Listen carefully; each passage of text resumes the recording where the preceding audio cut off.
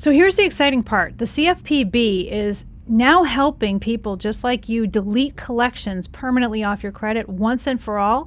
And the cool thing is, once a credit collection agency is able to be removed off of your Experian, Equifax, and TransUnion credit reports, it can never by law be returned back on your credit report, even under the guise of a different credit collection agency. So you're probably wondering, well, who's the CFPB and how does it work? Well, the CFPB is a government agency. It's one right now that the current administration is trying to forcefully strip all the funding out. But this is actually a consumer, protection agency that was built to help become the barrier and the legal protection between you and some of these very unscrupulous creditors out there. Now, everybody remembers the collapse of 2008 and all those very unscrupulous mortgage companies that took advantage of people, especially with the adjustable arm mortgages that they had back in the day.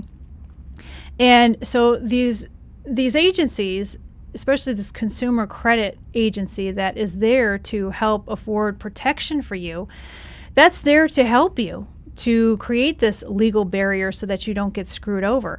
But what a lot of people don't understand is that this particular agency, while it's still functioning, which by the way, it's still functioning, it can actually help you permanently delete these collections off your credit reports. And again, like I mentioned before, once they're removed off your credit report, they can never legally be put back on again. Now, I have a lot of people argue with me. They're like, well, Monica, I had this credit collection agency removed, and now another company went back on under the same, original creditor under ABC Collection Agency, and the other one was called XYZ Collection Agency, so they can put it back on. Well, legally they can't. And once you show proof that it's fallen off to Experian, Equifax, and TransUnion, this is why you save all your paperwork from them.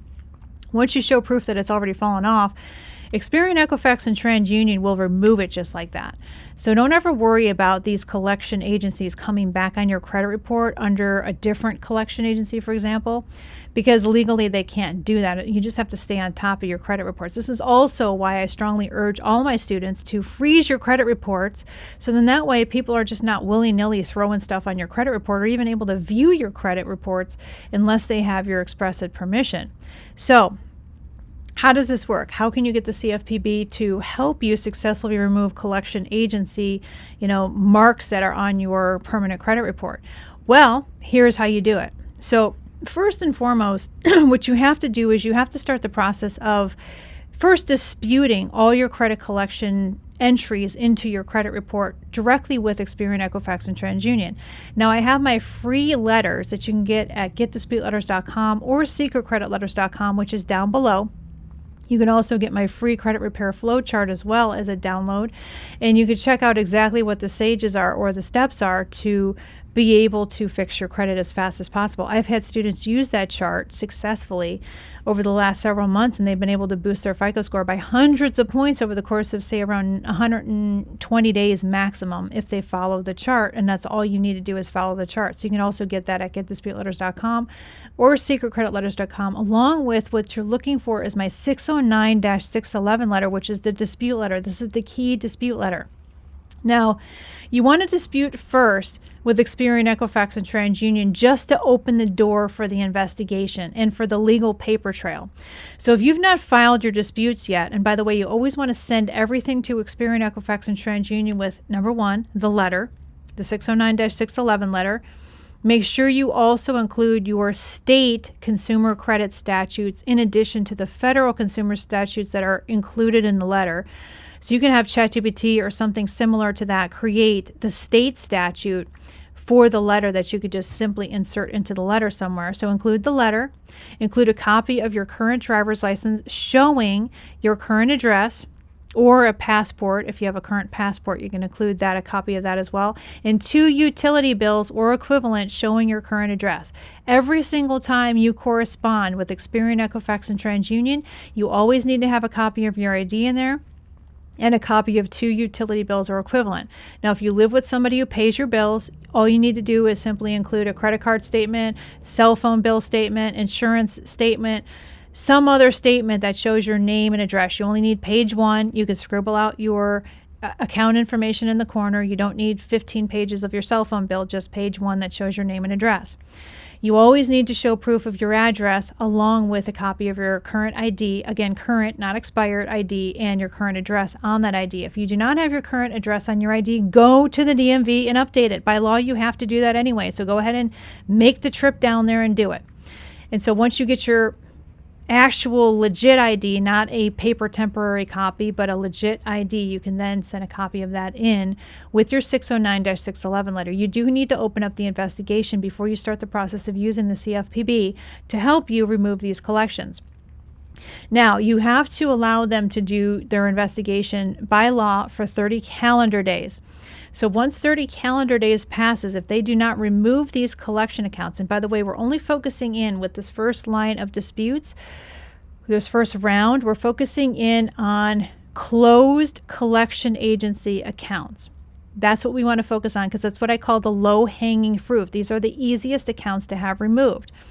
If Experian, Equifax, and TransUnion do not remove these accounts, then you can start the process of using the CFPB at consumerfinance.gov. You go to that website and you basically tell this government agency, this consumer credit, protection agency, that you need their help in sending a letter to Experian, Equifax, and TransUnion because they failed to do their investigation as per federal law.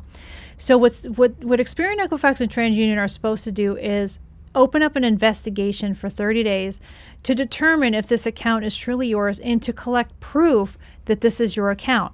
Most of the time, they're not even doing their job anymore. They're completely 100% negligent in doing this investigation as per federal law that's required once you initiate this investigation inquiry with this dispute letter, which is the 609-611 letter. So most of the time, they'll just ignore the letter or just put some BS in there like, oh, we don't believe this is you. We believe you're working with a credit repair company, or, we're not going to do the investigation, or that you just don't hear from them at all. So you do give them the 30-day calendar day time frame. Once the 30 days passes, you immediately go to consumerfinance.gov. You file a complaint. Now, they have to be separate complaints, one against Experian, one against Equifax, and one against TransUnion. And it has to be a separate complaint for all three, but also has to be a separate complaint for all of the creditors that you are disputing. And again, we're only focusing in on those credit collection agencies, not original creditors, just collection agencies of closed accounts. Again, this is your low-hanging fruit. These are the easiest things to have removed. And you only focus on those accounts that did not fall off because some of them actually will fall off, especially older accounts.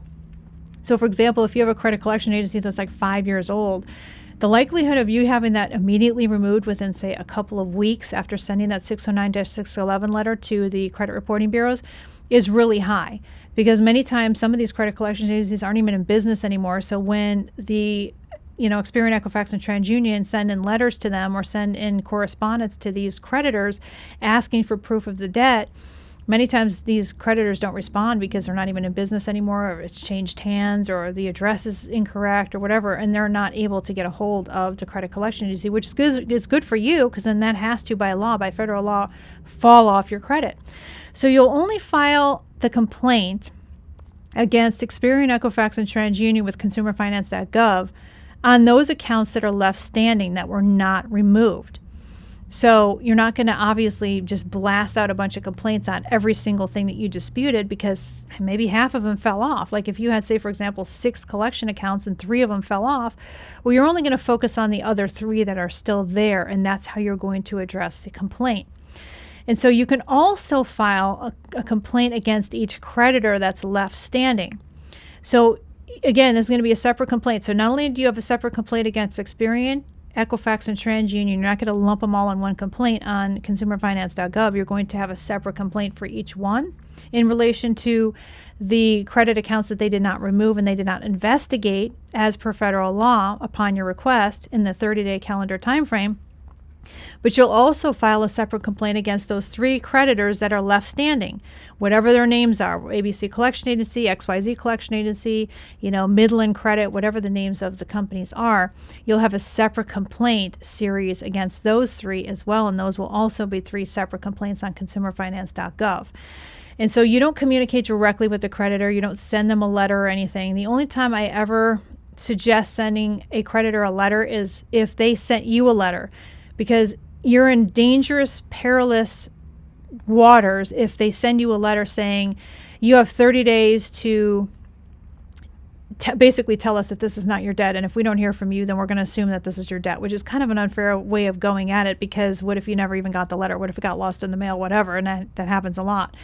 So the only time I ever suggest that you kind of go up against the creditors directly is with an 809 letter, and that is only if they sent you a letter like the one I just described, where they're threatening you and they have to hear from you within 30 days or else kind of thing. So that's when you send them the 809 letter, which you can also get for free at getdisputeletters.com or secretcreditletters.com down below. But otherwise, you don't communicate with them directly at all. That's my advice. I don't like dealing with them at all. And anytime you are going to send them a letter, always scribble your initials at the bottom of the letter. Don't actually physically sign your letter the way you would legally sign a letter, just because I've heard of situations where a lot of these unscrupulous creditors can sometimes lift your legal signature off of your letter and apply it to a contract that you technically never signed, which is dead illegal, but some of them do some most illegal, unscrupulous nonsense that you've ever heard of. I've heard of a lot of these horror stories. So when you send a letter, again, to a creditor directly, it's only in response to them sending you a legal threat letter in the mail directly to you. Otherwise, you don't have anything to do with them, and you just have the CFPB send a letter on your behalf complaining about the debt, stating that that they're essentially going to say you have failed to provide proof to Experian, Equifax, and TransUnion that this debt belongs to John Doe. So therefore, you need to either take it off or cough up the proof that you need to provide as per federal law. Now, what a lot of people don't understand is that a lot of these credit collection agencies don't have something called a chain of title. A chain of title is basically how they legally acquired the debt from the original creditor. And so a chain of title is a legal contract that shows how they came into possession of your debt. Otherwise, it looks like they just stole the debt from somebody. They just raided somebody's file cabinet at Capital One or Bank of America or some large bank, and they just took the file folders out, and now they're saying that you owe them the money. Well, who the hell are they? You don't have an actual legal agreement or contract with them unless they could show some kind of chain of title, which is also required in a court of law if the creditor ever sues you or the credit collection agency ever sues you. A lot of people don't know this because they don't know their consumer rights. And so what a lot of these credit collection agencies might do is show proof that you owe the debt by simply giving a stack of statements, from the bank. Well, a stack of statements is not proof that you owe them the debt. So say, for example, you didn't pay Bank of America $5,000 on a credit card, and eventually ABC Collection Agency ended up with that debt. And they said that you owe $5,000. So what they might do is they might respond to the Experian, Equifax, and TransUnion inquiry through an investigation saying, well, here's all of her, Bank of America statements for the year that she didn't pay. That's great, but your name is ABC Collection Agency, not Bank of America. So how do you fit into this picture? Because I don't have an agreement with ABC Collection Agency. I have an agreement with Bank of America, and you are not Bank of America. So that's where they come into a lot of problems when it comes to a credit collection agency, because just because they show statements or an invoice, that does not show proof by federal law, as per federal law, that you owe the debt. They have to show proof that you owe them the debt, whether it's an actual agreement with them, which sometimes people do make agreements with collection agencies if they want to make good on their debt and they want to create a payment plan with the collection agency. Yes, people do make agreements with them. I don't agree with that, but some people do that out of fear or whatever the case may be. But otherwise, you don't owe them anything. You don't owe ABC Collection Agency anything unless they could show chain of title, which is not a stack of statements. This is not an invoice or some kind of piece of paper that says, oh, you owe me, or an IOU, or whatever the case may be. That's not a legitimate, claim to you owing the money. So you need to understand what your consumer rights are. So basically, when you go to the CFPB, you're going to say, listen, I asked for Experian, Equifax, and TransUnion to do an investigation. They claim that they came back with proof that I owe the debt. I have not seen the proof of this debt. I do not owe this company any money because I never had a contract or agreement with ABC Collection Agency. So therefore, I'm filing a complaint against this collection agency for failure to remove this debt off my credit report because they have failed to show proof that I owe this debt through a chain of title or any other legal means identified in a court of law. So that's basically what you say to the CFPB. So again, whenever you want to file a complaint with the CFPB that can help you essentially gain a lot of traction when it comes to removing a lot of this debt off, you can go to consumerfinance.gov, but only after you've filed your first round of disputes with Experian, Equifax, and TransUnion directly to at least get some of the low-hanging fruit collection agency debt off of your credit reports first. You'll be shocked to see how many will fall off. But whatever ones remain standing, that's when you're going to be filing complaints against Experian, Equifax, TransUnion, and against those creditors that are still left with consumerfinance.gov with all separate complaints. You have to open up a separate complaint for every single one. One for Experian, one for Equifax, one for TransUnion, one for each one of the remaining collection agencies that are left that did not fall off after your first round of disputes. So what ends up happening is that these creditors and Experian, Equifax, and TransUnion start getting these government letters in the mail, and even better if you can up the ante and have an attorney general letter sent in from the state of Texas against Experian, from the state of Georgia against Equifax, from the states of both Illinois and Pennsylvania against TransUnion. So now they're getting all these letters, and then say ABC collection agencies in California. So then you have an attorney general complaint filed against ABC collection agency in California against them. So every single state that every single one of the remaining creditors are in, you basically file complaints against, them with their appropriate attorney general. So now they're getting attorney general complaints against you.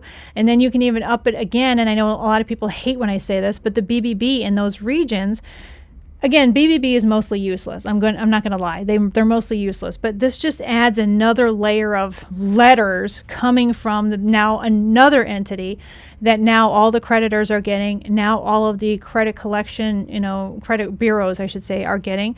So Experian, Equifax, and TransUnion are now getting an attorney general letter, CFPB letter, BBB letter. All these legal letters are coming in about this one particular debt or this series of debts. They don't want to deal with that, you guys. They have dealt with so many different government lawsuits that have cost them billions of dollars over the years. And if you become their squeaky wheel, that's the last thing they want to deal with. And you'll find that these things will just start deleting off your credit reports like that, just because they simply don't want to deal with you and the possible legal aftermath of all of their, unscrupulous behavior and wanting to keep this stuck on your credit report like Gorilla Glue. They don't want to deal with that. They'd rather just simply delete it, have you hopefully go away, and then move on to the next sucker that does not know his or her consumer rights, which is most of the people out there. So hopefully that helps a lot, where you can use the leverage of the government, the CFPB, ideally before it's gone or stripped of funding altogether. So you want to use this now while you still can, because we don't know how much longer the judges are going to be able to continue blocking the stripping out of the CFPB. So you want to be able to use this government organization as long as you possibly can before it's gone one day, because you're going to be regretful if you didn't use it to its fullest extent. And then all of a sudden it's gone and you can't use it anymore. So use the power of the government while you still can, while it's still there. And again, if you want my free letters, go to getdisputeletters.com or secretcreditletters.com down below. You can also get my free credit flow chart, which shares with you the exact steps and how to go step by step in the process of fixing your credit. And finally, if you do want a free credit audit from me, simply go to school.com/Monica Main. Once you're admitted into my community, you will simply head on up to the classroom tab at the top of the page and simply look for credit audit. And I can do a credit audit here on YouTube just for you. I only use your first name and your location. That's it. And I will be more than happy to walk you through the exact steps that you need to take to be able to fix your credit and boost your FICO score in the fastest amount of time possible. If you found that this content was helpful, give me a nice thumbs up, subscribe to my channel, drop some comments down below. This is Monica Main signing off, and I will see you in the next video.